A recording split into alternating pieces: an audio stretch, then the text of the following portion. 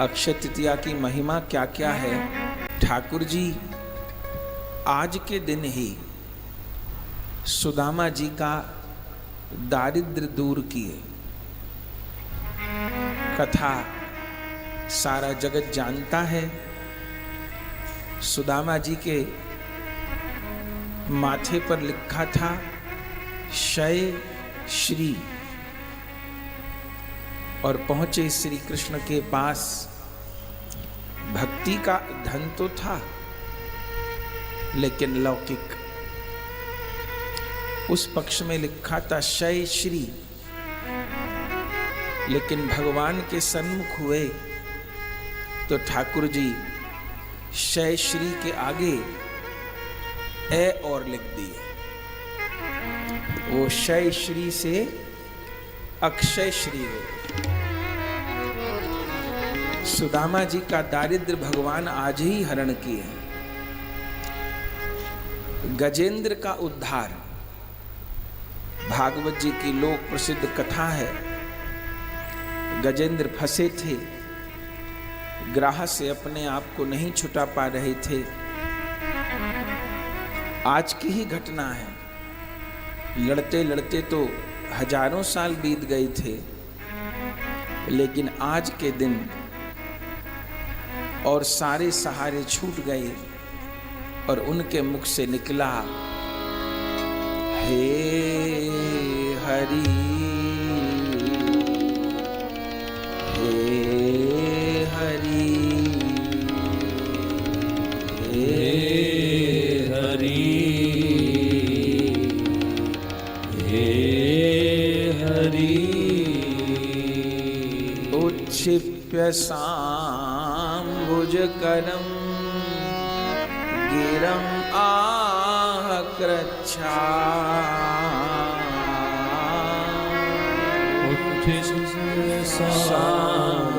भुजकरं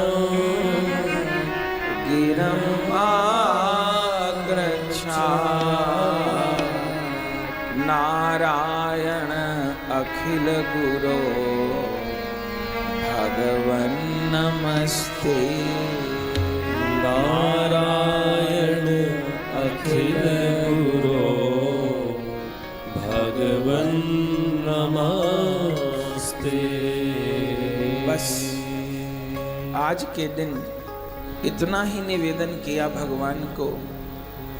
वह हरि नाम अक्षय हो गया और श्री कृष्ण नित्य गोलोक से पधारे।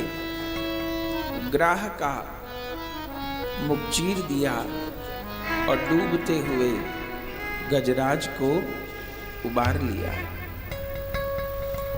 आज के दिन ही सतयुग और त्रेता युग का आरंभ हुआ। आज के दिन ही द्वापर युग का विश्राम हुआ। कितनी महिमा।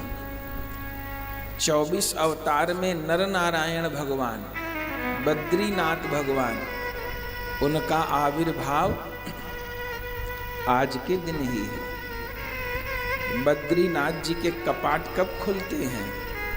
आज के दिन ही खुलते हैं। हयग्रीव भगवान का अवतार किस दिन हुआ है?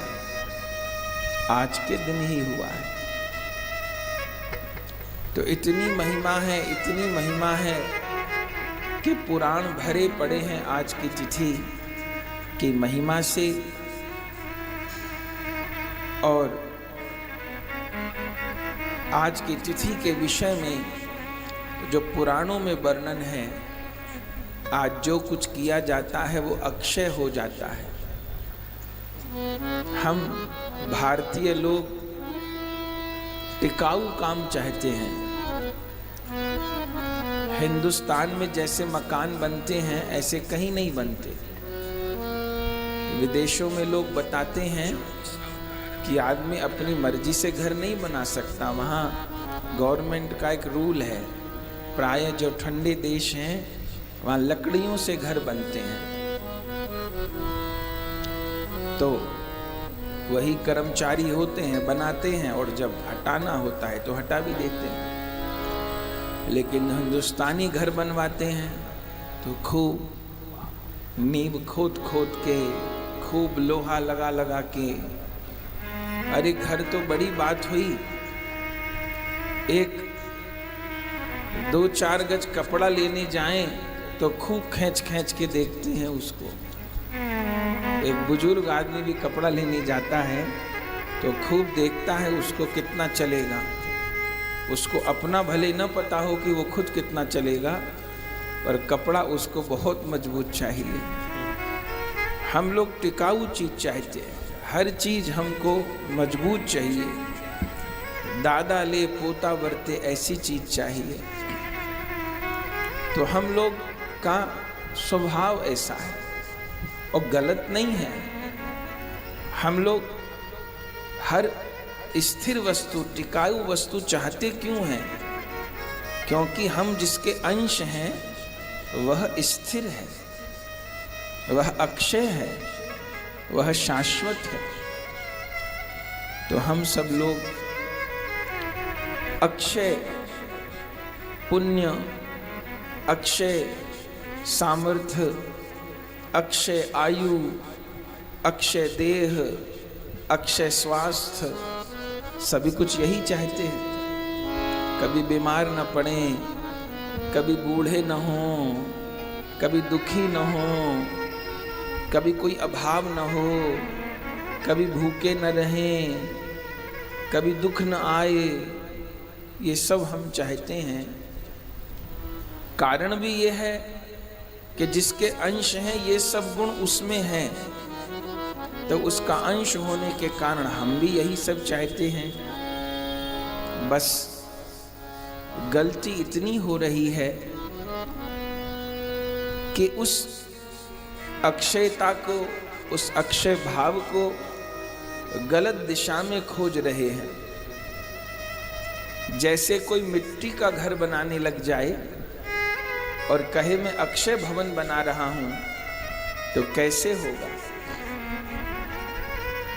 अयोध्या में अब निकट ही कथा है, 21 मई से 27 मई तक हम सब लोग राम जन्मभूमि का दर्शन करेंगे।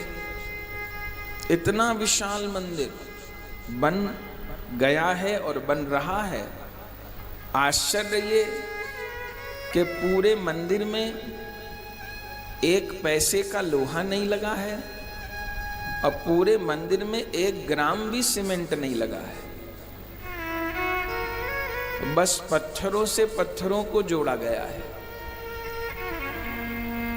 प्राचीन जैसे अपने मंदिर बनते थे, जैसे जगन्नाथ भगवान का है, केदारनाथ जी का है, जो नींव भी है, जो मंदिर की नींव भी रखी गई है, वो समझिए जितना मंदिर बाहर है उतना ही नीचे भी है।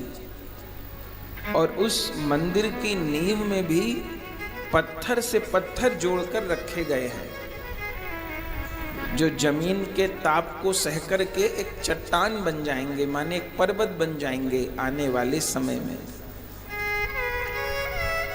हजारों बरस तक कितने भी भूकंप, कितने भी तूफान, आंधी मंदिर का कुछ बिगाड़ नहीं सकेंगे। ये जो कंक्रीट और सरिये से घर बनता है, इसकी अधिक से अधिक उम्र कितनी है? 100 साल। 100 साल बाद लोहा और सीमेंट, कंक्रीट ये गल जाते हैं, खत्म हो जाते हैं। लेकिन मंदिर को हजारों वर्ष रखना था, तो उस तकनीक से बनाया गया। तो कोई मिट्टी का घर बनाए और सोचे कि अक्षय होगा, तो कैसे होगा? अक्षय नहीं होगा। तो हम अक्षय होना चाहते हैं, लेकिन सबसे बड़ी समस्या ये है कि ये जो देह हमको मिली है, यही अक्षय नहीं है। यह देह क्षय होने वाली है। निरंतर ये देह क्षय हो ही रही है। जिस दिन से जन्म लिए अभी तक 10 साल पहले कैसे थे, 20 साल पहले कैसे थे, आगे आने वाले 10 साल बाद कैसे होंगे, निरंतर देह क्षय ही हो रही है। ये शरीर क्षय धर्मा है, लेकिन इस क्षय होने वाले शरीर को पाकर के हम अक्षय देह की प्राप्ति कर सकते हैं, हम अक्षय भाव की प्राप्ति कर सकते हैं। और अक्षय कौन है? अभी गा रहे थे, अक्षय राधा अक्षय श्याम अक्षय वृंदावन धाम। अक्षय राधा अक्षय श्याम अक्षय वृंदावन धाम। हमारे प्रभु अक्षय हैं और प्रभु का धाम अक्षय है। अयोध्या के ऊपर कितने आक्रमण हुए, एक बार नहीं सैकड़ों बार आक्रमण हुए। 500 साल से तो बलिदान ही हो रहा था, लेकिन भगवान की जन्मभूमि अक्षय थी। सरयू जी अक्षय हैं। कितने आक्रमण हुए, कितने अत्याचार हुए, लेकिन फिर अवध धाम गुलजार हो गया। ये ब्रज वृंदावन तो लुप्त हो चुका था, गुप्त हो चुका था, लेकिन महाप्रभु जी के परिकर षड गोस्वामी पाद की कृपा से ये ब्रज वृंदावन फिर गुलजार हो गया, फिर प्रकट हो गया।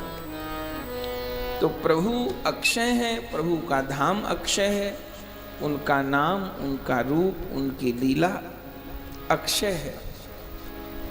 तो अक्षय श्यामा श्याम के नाम को ग्रहण करके, अक्षय श्यामा श्याम की लीला को पाके, अक्षय श्यामा श्याम के धाम को पाकर के ये क्षय होने वाला देह भी अक्षय हो सकता है। चूंकि ये देह तो क्षयवान है, पर ये आत्मा नाहम छिद्दांति, शस्त्र से इसको छेदन नहीं किया जा सकता, वायु के द्वारा सुखाया नहीं जा सकता, जीवात्मा को अग्नि के द्वारा जलाया नहीं जा सकता। पंच भौतिक देह तो क्षय होता है, लेकिन आत्मा क्षय नहीं होती, चूंकि भगवान का अंश है। तो इस अक्षय आत्मा को अब ये बार बार पंच भौतिक देह मिलते हैं, छूटते हैं, ये चक्कर खत्म हो और इस अक्षय आत्मा को अक्षय देह की प्राप्ति हो जाए। क्योंकि आत्मा अपने से कुछ नहीं कर सकती, आत्मा को देह चाहिए। भगवान की अक्षय लीला में जितने भी परिकर गण हैं, उन सब की सिद्ध देह है, दिव्य देह है। वह दिव्य देह, वह दिव्य भाव, वह दिव्य प्रेम हमको प्राप्त हो जाए तो हमारी अक्षय तृतीया सफल हो जाए।